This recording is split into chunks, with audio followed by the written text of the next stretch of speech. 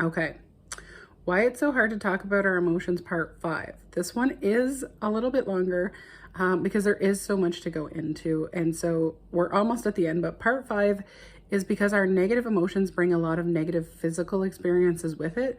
And we have a lot of things that we're going through when we go through those negative experiences compared to when we go through the positive ones in a very different way. So processing our negative emotions by talking helps, but when we experience those negative emotions, we're also experiencing a lot of physical changes with them as well.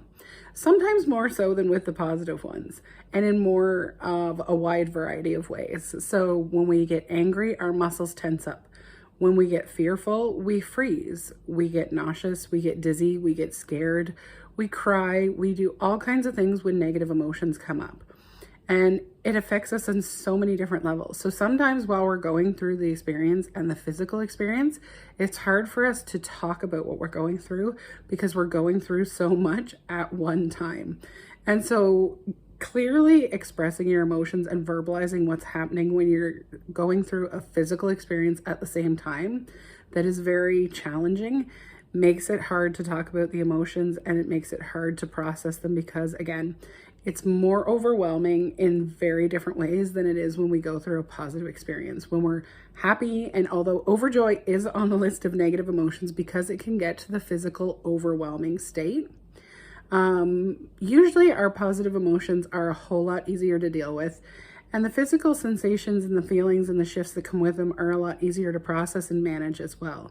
So it does make it easier when we're going through something to be excited and still be able to talk about it, to have our heart racing, but we're in a positive state, so we're not stressed out. Our body's not being taxed in the same way, unless, again, we get to that extreme state of overjoy when it can be getting taxing on your body. But normally the experience overall is positive and pleasant.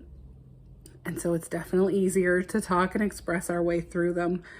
But when it's a negative experience, again, we go through so much, not just the feelings, but the physical changes, the physical sensations, and the things that are going on, experiencing physical issues and psychological sometimes.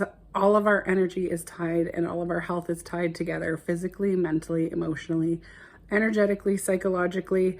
It all works in correlation with each other. And so we have a lot going on. And when we have a lot going on, it makes it a lot harder to express just what we're feeling at the time.